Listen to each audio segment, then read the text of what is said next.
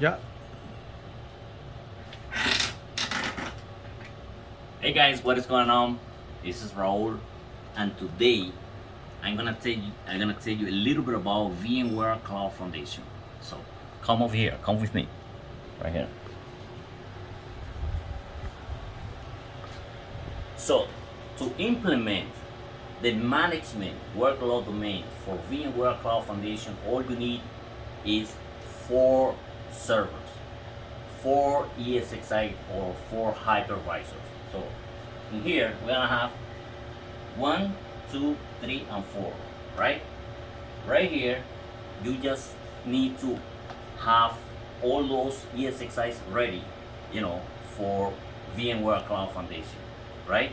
So after you have all this set up, all you need to fill up a JSON file. A JSON file is like an Excel document that you input all the fully qualified domains, IP addresses, subnet mask, all those information that you need to input for uh, a network or to implement anything in your infrastructure.